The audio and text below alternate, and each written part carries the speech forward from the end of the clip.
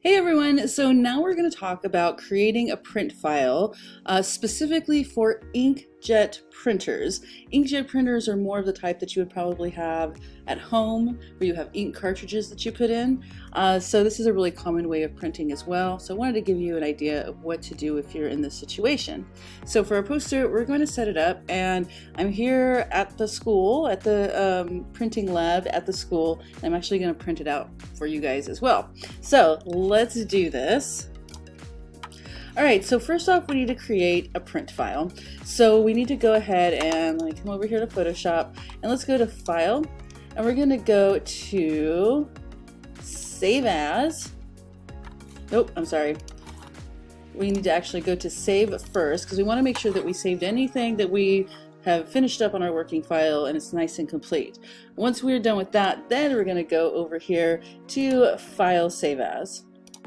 And when we go to File, Save As, let's see. Oh, gotta let it finish printing here. When we go to File, Save As, we can go ahead and leave it as a PSD, but change the name so it basically makes a copy of our PSD for this. So I'm going to pause real quick while this finishes saving. Okay, so back to what I was doing. Save As, and I want to go ahead and save it on my computer. All right. And I am going to go ahead and change the name. So what we want to do is we want to go ahead and put print at the end of the name. This is because we're going to make some changes specifically for printing, and we don't want to have to do this over and over again. So if we need to print it again, we have our print file ready to go. So let's go ahead and go print and save. We're good. Okay. All right, so next we're going to go ahead and flatten our layers, and you do this by going to the burger menu. I love the name of that, the burger menu. It's all these little lines up here, and we're going to come down here to flatten image. Discard hidden layers. So that's all these layers I have turned off, my original files and stuff. Yes, let's go ahead and discard that. Okay, so now we are left with one main file, and it's saving back here, but we would have been able to see actually that, let's see, document sizes. So this file was actually like, I think 1.4 gigs, and by flattening it, it made it into a way smaller file. It's now down to 135 megabytes. So that's one good thing about flattening. The thing is that we are going to end up making this a JPEG for our clients, and so we want to make sure it's a smaller file, especially if we're sending it over online and such. So we don't want to sacrifice any of our quality. So that's why one of the reasons we're flattening. Another reason is to make it easier to do the next steps. So next what we need to do is we need to duplicate the layer, and we need to name it sharpening. So really quick, what happens when we are printing is that we're going from a really sharp image that we see on our screens to ink on paper. So it's not going to look as sharp as when it's on our screen. So when we're printing on paper, we need to make sure that we add a little bit more sharpening to it so it looks nice and crisp, just as crisp as what we see on our screen. So let's get back over here to it. So I'm going to go ahead and duplicate this. I'm going to unlock this background layer and then hit Command or Control J. And now I have a copy here, and I'm going to go ahead and rename this sharpening. Alrighty. So now I'm going to come up to my filter. I'm going to go to Sharpen. I'm going to go to Unsharp Mask. Alright, so now I want to make sure that I'm looking at a place on my file that I want to be nice and sharp. Whenever you have a person or an animal, the eyes are a really great place to start because that's what you want to have nice and sharp. So it looks pretty good here right now. What we're doing is we're sharpening it so it looks like it's too sharp on the screen. So I'm just going to take this up, and I'm going to let go for a second. Make sure you have the preview checked on. I'm going to take it up a bit more, and that's looking pretty darn sharp. So I'm going to take it basically I'm taking it to where it looks too sharp and just taking out just a tad. Take it back just a little bit of tad. Okay. All right, so that's looking pretty good. We go ahead and click OK. And I don't know if you guys can tell in here. You can tell especially back here. Let's zoom in a little bit. The differences. So you can see how soft that looks, and it looked great before. We really didn't notice until we actually added the sharpening, and now it's way sharper now. So okay, that's looking good. Now for my online graphic, I wouldn't necessarily do this. I would not make it that sharp because it's not necessary if you're seeing it on a screen, but like I said, on paper, ink on paper, it will look softer. So next what we need to do is we actually need to lighten the image a little bit. So the reason why is because when we're looking at our images on a computer, the computer screen is backlit. So there's light shining through our image and making it look brighter than what it really is. When we print it out on a piece of paper, it's not backlit anymore. It's ink sitting on paper, so it's not going to look nearly as bright as what you see on the screen. So in order to try to match the brightness of what we see on the screen on your paper, you want to lighten your print file a little bit so it looks better. In fact, it's always nice to be able to hopefully do a test print, see how it's going to come out, and then adjust from there. For now, I'm just going to do some basic settings that usually work pretty good, usually get us in the ballpark. Alright, so now I'm going to duplicate my sharpening layer. Now this is important. You don't want to duplicate the background, the layer 0, because that doesn't have your sharpening applied to it. You want to be duplicating the sharpening layer. So I'm going to go ahead and do that. I'm going to hit Command or Control J, and I'm going to rename this Lightening, like we're making it lighter, not lightning, thunder lightning, not lightning like that. Like we're making it lighter. So there's lightning, and this is a really simple step. All we got to do is change the blend mode. We're going to change the blend mode first to screen, so that brightens the entire thing. See how much brighter it is. We don't want it to be that bright. I'm actually going to take the opacity down to 20%. All right, so now we have a slightly brighter image, and the point is that it's going to print and look like this. So we turn off both of these layers. We want our print to end up looking like the file we've been working on, so we add these other 2 layers on top.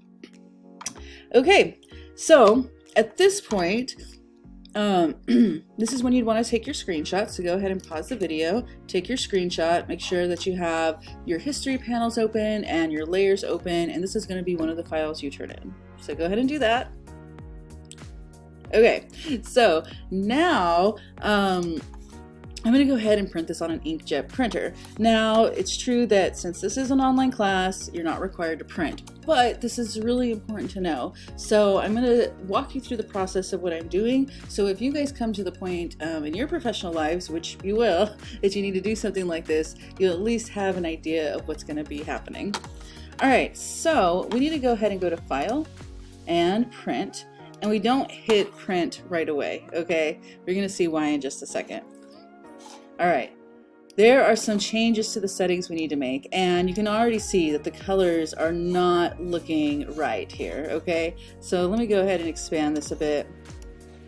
Okay, so one of the first things we need to do is we need to come in here to the print settings. Well, if you're working at a place with multiple printers, you want to make sure the right printer is selected, first off.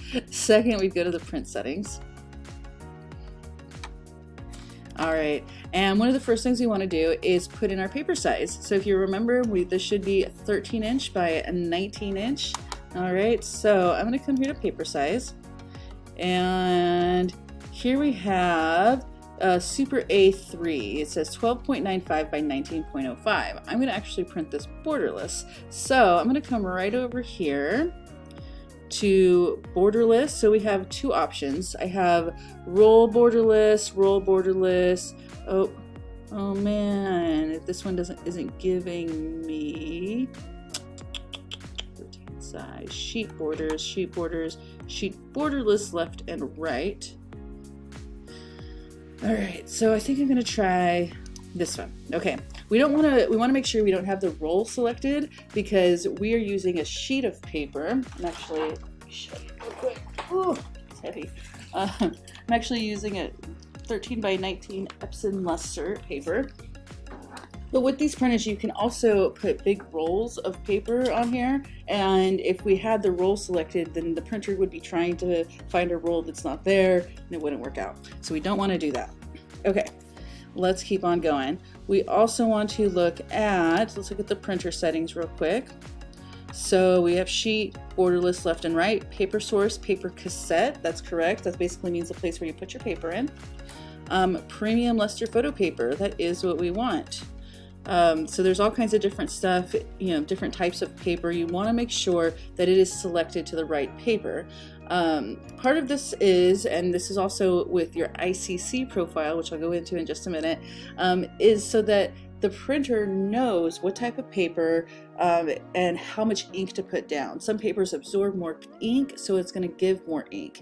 And if that was the case, if I had a more absorbent paper, like a matte paper set here instead, then we would get so much ink that it might, blot or look really weird and smushy and such. We don't want that. So we want to make sure we're getting the right ink, the right type of paper in here, so the printer knows what it's doing. All right, that's looking good. Let's see. Is there anything else I need to do? We're not doing roll paper, so I don't have to worry about that. Medium.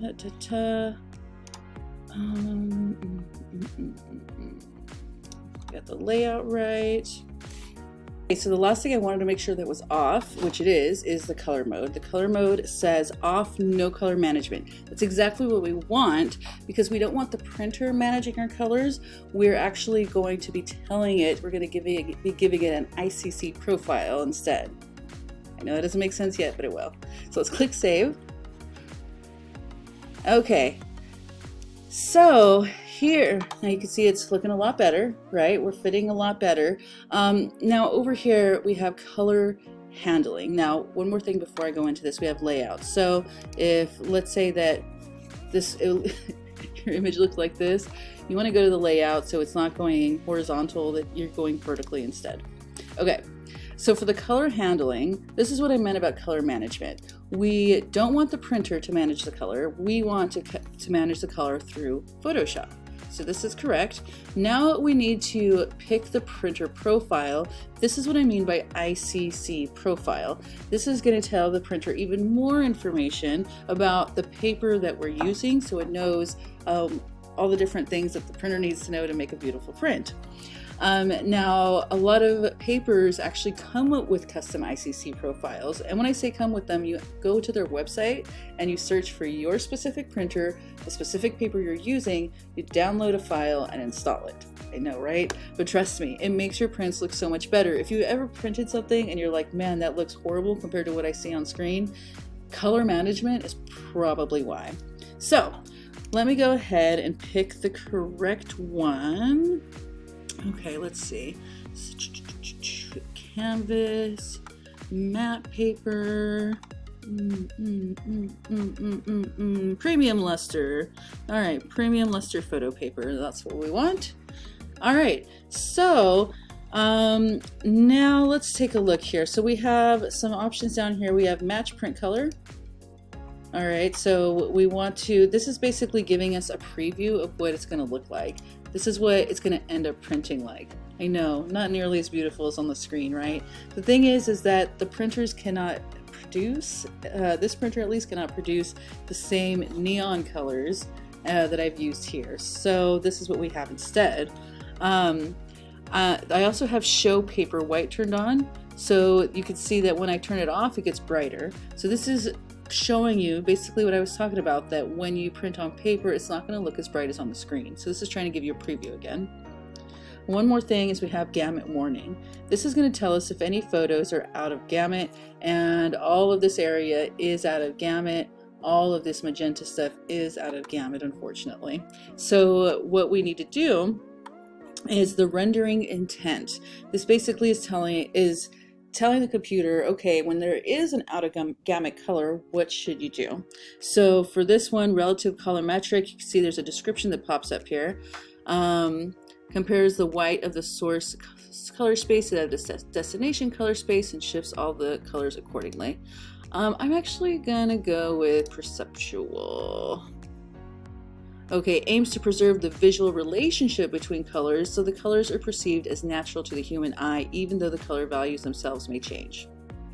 So this is suitable for photographic images with out of gamut colors. So I'm going to try this one out. Let's turn that back off. And that's actually, yeah, that's actually looking pretty good in comparison. So if we go back to this one, see, it has that really purpley look. So instead, yeah, I'm gonna go to perceptual, and yeah, it's at least has more of a pinky tone instead of a purple tone, so it's closer to what this looks like. Okay, so now that I have all this set up, it's time to actually print.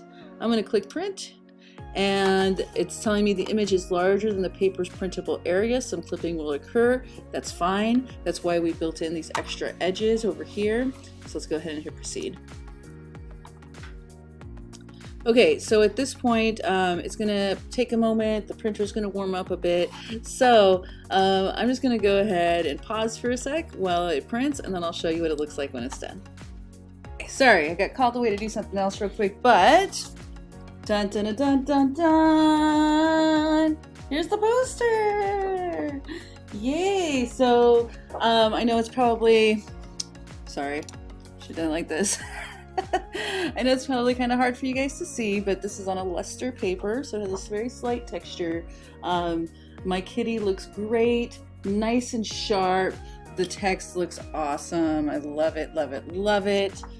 Yeah, everything looks good. Now you do notice that the top and bottom doesn't have ink on it, so that's just something that happens with these particular printers. Not all printers are like this, but that's okay. I just got to trim it off a little bit, and we have an awesome poster. Yay, super happy. Okay, so we're almost done with this part of the assignment. So let's go ahead and finish it up. All right, so now we're going to go ahead and save a JPEG. So this is what you would be sending off to your clients. You know, they're counting on you to have Photoshop and know what you're doing in Photoshop. But if they need to print this at their place of business or take it to have it printed somewhere else or something like that, then you want to give them a file format that's easier for them to use. Now, if they're printing it themselves, that's another reason to kind of set up all of the you know, the color spaces and everything, because they probably don't know about that stuff. In fact, it's always nice to be able to, you know, if you get a job like this, for you to set up the printing so you can work with the company directly that's going to be printing it, and so you can make sure that the colors that you have on your screen are actually going to be matching up with what is going on in real life, right? So anyways, let's go ahead and save this for our clients. I'm going to go ahead and go to File. I'm going to go to Save a Copy. All right.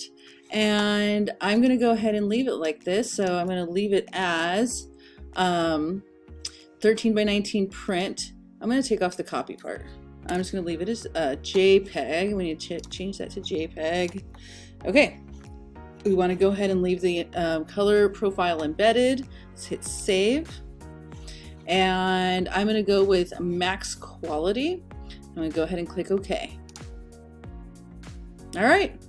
And that's it. So what you're going to turn in for this assignment is going to be your working file screenshot, your print file screenshot, and both of those, of course, with your layer and history panels open as usual, along with the JPEG print file that we just turned in.